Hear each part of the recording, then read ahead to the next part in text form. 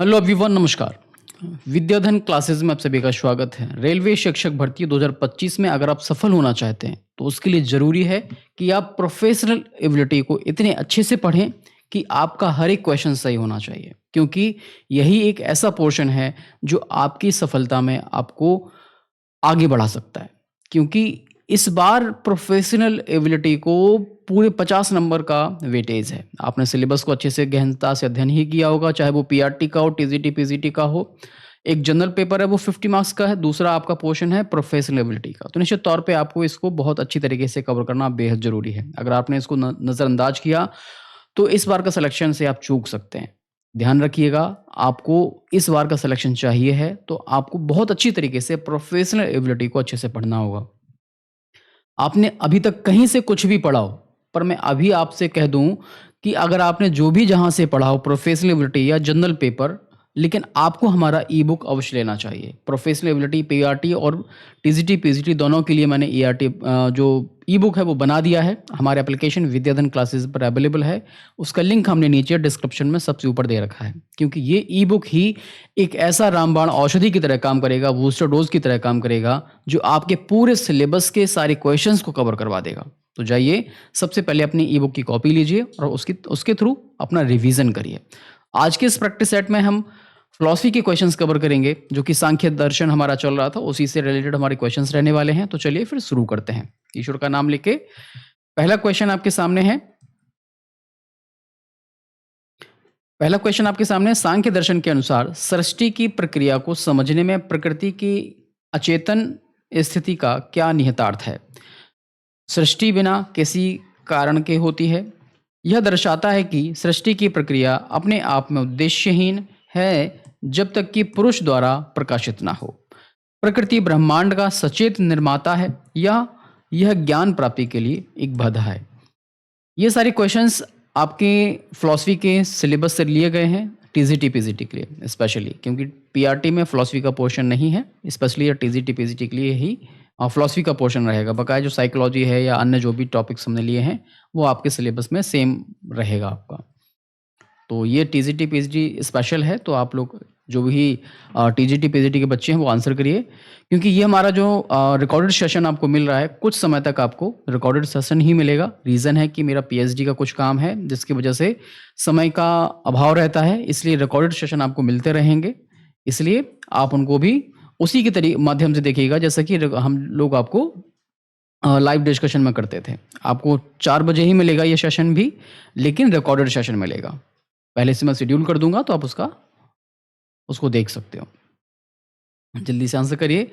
इसका जो right answer होगा वो है आपका, यह दर्शाता है कि सृष्टि की प्रक्रिया अपने आप में उद्देश्यहीन जब तक कि पुरुष द्वारा प्रकाशित ना हो। ये इसका राइट आंसर होगा। पुरुष और प्रकृति को यहाँ पर समझना बेहद जरूरी है। सत रज तम को समझना बेहद जरूरी है। क्वेश्चन यहाँ से अधिकतर बनेंगे, देख लीजिएगा आप। अगर यहाँ से क्वेश्चन आता है, आपको देखने को मिलता है, तो यहीं से क्वेश्चन देखने को मिलेंगे। सेकंड क्वेश्चन आपके सामने है, सांख्य दर्शन में लय की अवधारणा का क्या अर्थ है? लय की अवधारणा का क्या अर्थ है आपसे पूछ रहे हैं। पुरुष का प्रकृति में विलय, उत्पन्न हुए सभी तत्वों की प्रकृति में वापस लौटना, गुणों का संतुलन बनाए रखना, पुरुष का पूर्ण विनाश करना, केवल अहंकार का विघटन करना। 4 ऑप्शन आपके सामने, जल्दी समझ के आंसर करिएगा। लय का इन्होंने अर्थ बताया। लय का यहाँ पर जो अर्थ होता है वो है उत्पन्न हुई सभी तत्वों की प्रकृति में वापस लौटना और आपके जो भी अंदर गुण विद्यमान हैं उनमें बैलेंस बनाना, संतुलन बनाना बहुत जरूरी है। इसीलिए कहते हैं लय। लयबद्ध तरीके से, एक तरीके से जो भी हम काम करें वो एक सिस्टमैटिक हो, एक ना एक चीज से जो पिछले वाली चीजों से वो सारी चीजें जुड़ी हुई होनी चाहिए। ऑप्शन नंबर बी यहाँ पर राइट आंसर हो जाएगा। नेक्स्ट क्वेश्चन आपके सामने है, सांख्य दर्शन में पुरुष को अकर्ता के रूप में क्यों माना जाता है या क्यों कहा जाता है? क्योंकि यह प्रकृति की सभी क्रियाओं का संचालन करता है, क्योंकि यह चेतना का स्रोत नहीं है, क्योंकि यह गुणों के परिवर्तनों से अप्रभावित रहता है और केवल साक्षी है, क्योंकि यह मोक्ष प्राप्त करने में सक्रिय है। क्या इसका राइट आंसर होगा? समझ के जल्दी से आंसर करिए। क्वेश्चन नंबर 3 आपके सामने है, पुरुष को अकर्ता क्यों कहा गया है? नॉन ड्योर क्यों कहा गया है? क्योंकि यह गुणों के परिवर्तनों से अप्रभावित रहता है और केवल साक्षी है। याद रखिएगा इसका ही। ऑप्शन नंबर सी इसका राइट आंसर होगा। आप लोग भी आंसर करते रहिएगा, रिकॉर्डेड सेशन भले ही हो पर आप लोग आंसर करिए, और जो भी आपकी कोई क्वेरी हो तो आप मुझे कमेंट करके अवश्य बताइए, मैं उसका रिप्लाई अवश्य दूंगा। कुछ समय तक ये सेशन आपको लाइव ही ना मिलके रिकॉर्डेड ही मिलेंगे। नेक्स्ट क्वेश्चन आपके सामने है, शिक्षा में सांख्य दर्शन का अहंकार की समझ का क्या महत्व है? जो सांख्य दर्शन है वो शिक्षा के परिप्रेक्ष्य में अहंकार को किस तरीके से निरूपित करता है, ये सिंपल क्वेश्चन ये है। यह छात्रों को अपने अहंकार को बढ़ावा देने के लिए प्रोत्साहित करता है। यह छात्रों को अपने आत्म की गलत पहचान से मुक्त करने और शुद्ध पुरुष को जानने में मदद करता है। यह छात्रों को सामाजिक नियमों का पालन करना सिखाता है। यह केवल भौतिकवादी दृष्टिकोणों को समझने में मदद करता है। क्या इसका राइट आंसर होगा? समझ के आप जल्दी से आंसर करिएगा कि सांख्य दर्शन में अहंकार या अहम की क्या महत्ता है, इसको किस रूप में ये निरूपित करते हैं, समझाते हैं, बताते हैं। इसका राइट आंसर यह छात्र को अपने आत्म की गलत पहचान, जिसमें मैं करता हूं, को अलग करने के लिए, क्योंकि अहम भाव आ जाता है कि मैं ही सब कुछ हूं, मैं जो कुछ कर रहा हूं वो मैं ही हूं, बल्कि सब कुछ पहले से निर्धारित है नियति द्वारा। ये बात यहां पर बताना उसको, जिससे कि वो इन गलत पहचान जो उसके अंदर डेवलप हो गई है उससे मुक्त हो सके, शुद्ध पुरुष को वो जान सके। नेक्स्ट क्वेश्चन की तरफ आगे बढ़ते हैं। सांख्य दर्शन में सत्य कार्यवाद सिद्धांत का क्या निहितार्थ है? कारण में कार्य अस्तित्वहीन है, कार्य अपने कारण में पहले से ही अव्यक्त रूप से मौजूद होता है, या फिर कार्य का अस्तित्व कारण से स्वतंत्र है, या सृष्टि संयोग से होती है? क्या इसका राइट आंसर होगा? सत्य कार्यवाद की बात यहाँ पर हो रही है। सत्य कार्यवाद सिद्धांत सांख्य दर्शन में दिया गया था, उसका क्या मीनिंग होगा? कार्य और कारण से पहले अव्यक्त रूप में मौजूद होता है। सत्य कार्यवाद कॉज एंड इफेक्ट रिलेशनशिप के बारे में यहाँ पर बात हो रही है। ये इसको जोड़ रहे हैं एक्सपेरिमेंटल रिसर्च, एक तरीके का जो भी कॉज एंड इफेक्ट होता है वो पहले से कहीं ना कहीं विद्यमान होता है। ये भी यही बात सत्य कार्यवाद में ये लोग कह रहे हैं। ऑप्शन नंबर 20 का राइट आंसर हो जाएगा। चलिए नेक्स्ट क्वेश्चन की तरफ आगे बढ़ते हैं। सांख्य दर्शन के अनुसार दुख का मूल कारण क्या है? शारीरिक बीमारी, पुरुष और प्रकृति के बीच अंतर का विवेक ना होना, या धन की कमी, या बाहरी बाधाएं? क्या इसका राइट आंसर होगा? समझ के आप लोग जल्दी से आंसर करिएगा कि सांख्य दर्शन में दुख का क्या कारण है, उसका मूल कारण क्या माना गया है। इस सांख्य दर्शन में इसका जो मूल कारण है वो है आपका पुरुष और प्रकृति के बीच अंतर का विवेक ना होना, या अविवेकी होना, या अविवेकी पुरुष होना। हम जब पुरुष और प्रकृति के बीच में भेद नहीं समझते हैं तो ऐसी स्थिति में ही हम जो है दुख पाते हैं। यही चीज सांख्य दर्शन को बताती है। नेक्स्ट क्वेश्चन आपके सामने है, सांख्य दर्शन शिक्षा में पर्यावरण की भूमिका को कैसे देखेगा? पर्यावरण का शिक्षा पर कोई प्रभाव नहीं पड़ता। पर्यावरण प्रकृति का एक प्रकटीकरण है और इसका अनुभव पुरुष के लिए बंधन का कारण बन सकता है यदि विवेक की कमी हो, या पर्यावरण ही एकमात्र शिक्षक है, या पर्यावरण को ही पूरी तरह से उपेक्षित किया जाना चाहिए? क्या राइट आंसर होगा? सांख्य दर्शन में जो पर्यावरण है, इन्वायरमेंट है, उसकी क्या भूमिका है, उसको ये कैसे देखना चाहिए, कैसे देखा जाएगा, आपसे पूछा जा रहा है। तो पर्यावरण जो है प्रकृति का एक प्रकटीकरण है, क्योंकि जो नेचर है वो अपने आप तरीके से एक प्रकट होता है। जैसे कि सर्दी में सर्दी का होना लगना, बरसात में पानी बरसना, और विभिन्न विभिन्न तरीके के जो पौधे हैं वो अपना प्रकृति के अनुसार अपना कार्य करने लग जाते हैं। मीन्स फूल आने लग जाते हैं, फल आने लग जाते हैं। इसका अनुभव पुरुष के लिए बंधन का कारण बन सकता है और विवेक की कमी होने की वजह से ये चीजें देखने को मिलती हैं। ऑप्शन नंबर 20 का राइट आंसर हो जाएगा। चलिए नेक्स्ट क्वेश्चन, सांख्य दर्शन में त्रिविध दुख, त्रिविध दुख का क्या मतलब है? चलिए मैं इसके बारे में आगे डिस्कशन करता हूँ। पहले मैं ऑप्शन बताता हूँ आपको। शारीरिक, मानसिक और आध्यात्मिक, आध्यात्मिक, प्राकृतिक और दैविक, अतीत, वर्तमान और भविष्य, ज्ञान, क्रिया और इच्छा। या आपसे पूछ रहे हैं सांख्य दर्शन में जो त्रिविध दुख होते हैं, या 3 काइंड्स ऑफ सफरिंग है, वो क्या है? देखो, एक दुख होते हैं आध्यात्मिक, एक होते हैं आदि भौतिक, दूसरा होता है आदि दैविक। जो दैवीय एक तरीके से इच्छा के माध्यम से होती हैं। आध्यात्मिक दुख होते हैं, प्राकृतिक दुख होते हैं। जैसे कि प्राकृतिक जो आपदाएं हैं वो आदि भौतिक होती हैं, जो समय समय पे आती रहती हैं। ऑप्शन नंबर 20 का राइट आंसर हो जाएगा। और जो भी हमारे सामने आते हैं, जितनी भी प्रकार के दुख हमारे हम फेस करते हैं, वे सभी इन तीनों के ही अपने अंदर समाहित होते हैं। हर एक टाइप का एक अलग-अलग उसके अंदर सब टाइप बन जाते हैं। चलिए नेक्स्ट क्वेश्चन की तरफ आगे बढ़ते हैं। यदि एक शिक्षा प्रणाली सांख्य दर्शन पर आधारित है, तो मूल्यांकन का प्राथमिक मानदंड क्या होगा? केवल तथ्यात्मक ज्ञान का स्मरण करना, सामाजिक अनुकूलन क्षमता या छात्र की विवेकशील क्षमता जिसमें पुरुष प्रकृति के बीच अंतर की समझ को विकसित करना, या फिर व्यावसायिक कौशल का में निपुण होना। क्या इसका राइट आंसर होगा? क्वेश्चन को समझ के फिर आंसर करिएगा। यदि एक शिक्षण प्रणाली या शिक्षा प्रणाली सांख्य दर्शन पर आधारित है, तो उसका मूल्यांकन का प्राथमिक मानदंड क्या होगा? उसका अगर मूल्यांकन किया जा रहा है, तो प्राइमरी जो उसका क्राइटेरिया होगा वो क्या होगा? प्राइमरी उसका जो क्राइटेरिया होगा वो छात्र को विवेकशील बनाना, जिससे कि प्रकृति और पुरुष के बीच में वो अंतर को समझ सके। अगर वो अंतर को समझ लेगा तो क्षमतावान पुरुष बन जाएगा। ठीक है ना?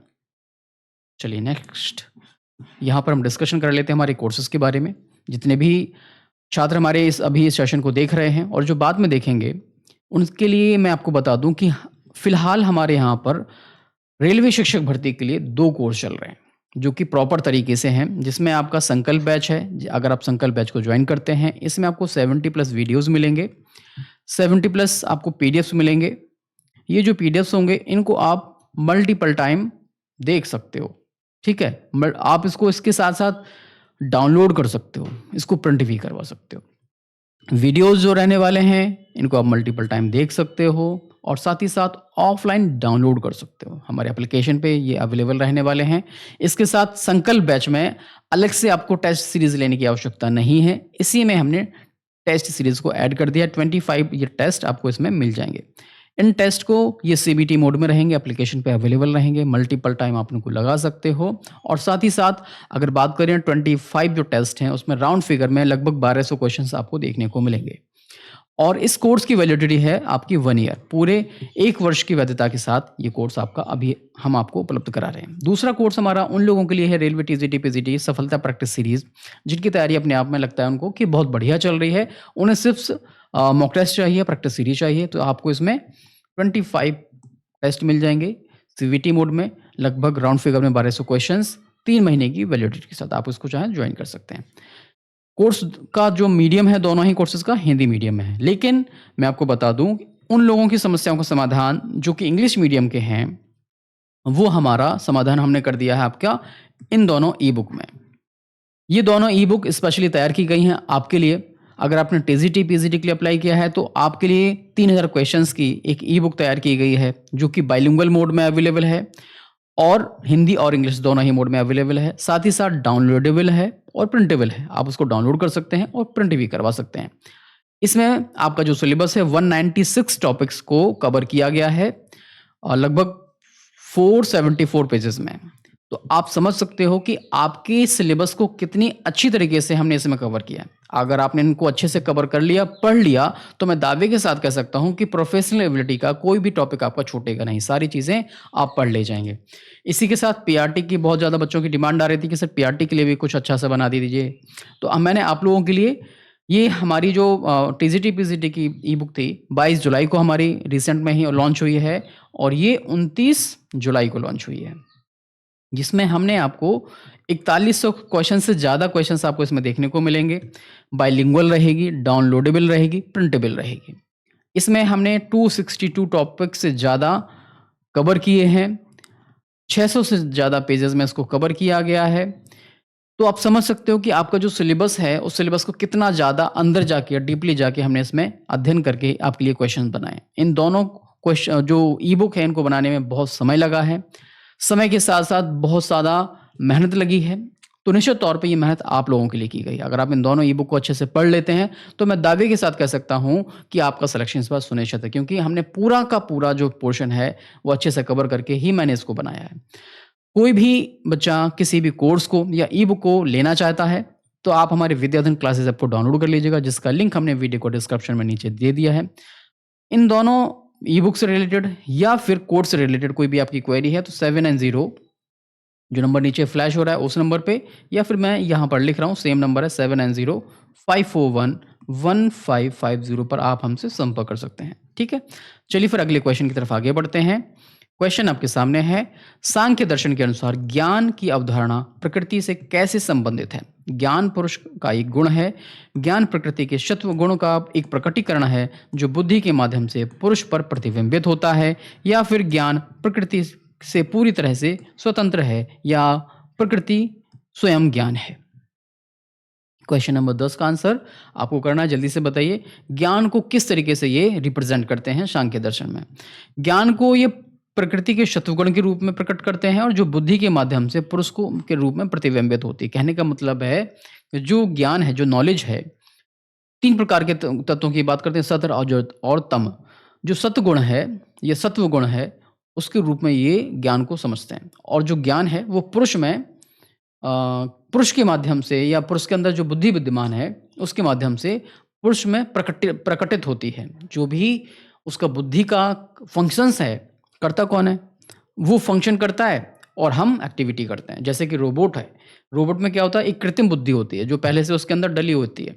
आप उससे कुछ कहते हो, वो आपका उसका रिप्लाई करता है अपने अंदर जो पहले से विद्यमान है। इसी तरीके से ये बात कहते हैं कि जो नॉलेज है वो प्रकृति का एक शतुगुण है जो कि बुद्धि के अंदर विद्यमान होता है और पुरुष के माध्यम से प्रकटित होता है। ठीक है, चलिए नेक्स्ट क्वेश्चन की तरफ आगे बढ़ते हैं।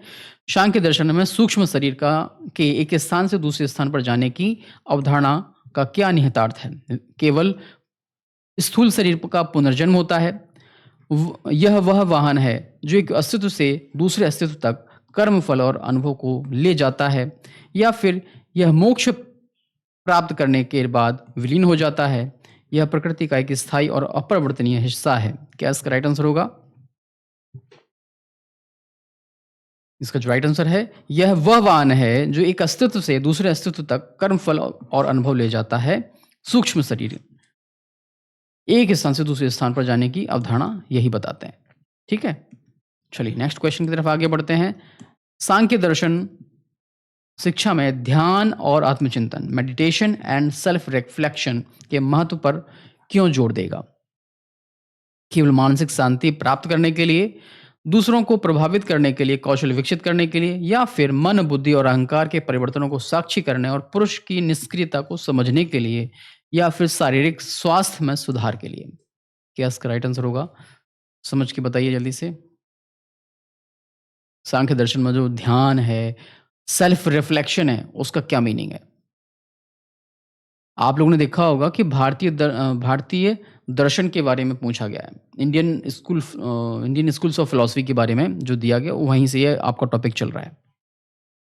इसका जो राइट आंसर है, मन, बुद्धि और अहंकार के परिवर्तनों को साक्षी करने और पुरुष की निष्क्रियता को समझने के लिए हम ध्यान और आत्मचिंतन करते हैं। अगर इसको हमने एक चरम सीमा तक ले गए तो हम मन, बुद्धि और अहंकार के जो भी परिवर्तनीय स्थितियां हैं उनको हम समझ जाएंगे, और जो भी पुरुष की निष्क्रियता है, या जो भी इस संसार में है, या हम क्यों आए हैं, हमारा क्या अस्तित्व है, हमारा क्या कार्य है यहाँ आने का, हम जो भी हम कर रहे हैं उसका कर्ता कौन है, इन सभी प्रश्नों के उत्तर हम जो है ध्यान, मेडिटेशन के माध्यम से और सेल्फ रिफ्लेक्शन के माध्यम से समझ पाते हैं। कि मेडिटेशन तो किसी भी फिलॉसफी को समझने के लिए बहुत ज़रूरी है, क्योंकि अगर आप मेडिटेट नहीं करते हैं तो अपने आप को एकाग्र नहीं कर पाएंगे और वास्तविक तौर पे फिलॉसफी को नहीं समझ पाएंगे कि हमारा उद्देश्य क्या है, हम किस उद्देश्य से संसार में आए हैं। इस संसार के चराचर जगत में हम भटकते रहेंगे और वास्तविक जो उद्देश्य है उसको प्राप्त नहीं कर पाएंगे। नेक्स्ट क्वेश्चन आपके सामने, सांख्य दर्शन में पुरुषार्थ की अवधारणा को शिक्षा से कैसे जोड़ा जा सकता है? शिक्षा का एकमात्र लक्ष्य अर्थ प्राप्त करना है। शिक्षा को धर्म, अर्थ, काम और अंततः मोक्ष प्राप्त करने के लिए मार्गदर्शक होना चाहिए। शिक्षा का पुरुषार्थ से कोई संबंध नहीं है। शिक्षा को केवल काम और ध्यान पर केंद्रित करना चाहिए। इसका जो राइट आंसर है, शिक्षा को धर्म, अर्थ और काम और अंततः मोक्ष की प्राप्ति के लिए मार्गदर्शक होना चाहिए, क्योंकि जो पुरुषार्थ है वो यही बताता है कि हमारे पास 4 प्रकार के ऐसे मार्गदर्शक सिद्धांत हैं जिनके आधार पर हम आगे बढ़ते हैं। धर्म, अर्थ और काम और मोक्ष। अंत में हमें मोक्ष को ही प्राप्त करना है। हमारे पास धर्मानुसार हम आचरण करेंगे, अर्थ कमाएंगे, और जो भी संसार में चीज़ें हैं उनका उपभोग करेंगे, अंत में हम जो है मोक्ष के लिए आगे बढ़ेंगे। ये हमारा उद्देश्य होना चाहिए। एक पुरुष का, क्योंकि जो काम है वो एक पुरुष के लिए आवश्यक है। पुरुष का मीन्स इस संसार के चराचर सभी जगत व्यक्तियों के लिए। व्यक्ति में सभी प्रकार के चराचर जगत आ जाता है। लेकिन जो इन चीज़ों से ऊपर उठ चुके होते हैं, वो काम को समझ के उसको सही डायरेक्शन में ले जाते हैं और सीधा मोक्ष की तरफ आगे बढ़ते हैं। ऑप्शन नंबर बी इसका राइट आंसर हो जाता है। चलिए नेक्स्ट क्वेश्चन। सांख्य दर्शन के अनुसार सृष्टि का टेलियोलॉजिकल या उद्देश्यपूर्ण पहलू क्या है? यह केवल पुरुष की इच्छा से होती है। प्रकृति का विकास पुरुष के भोग और अपवर्ग के लिए होता है। सृष्टि का कोई उद्देश्य नहीं है, यह केवल गुणों का यादृच्छिक संयोजन है। क्या इसका राइट आंसर होगा?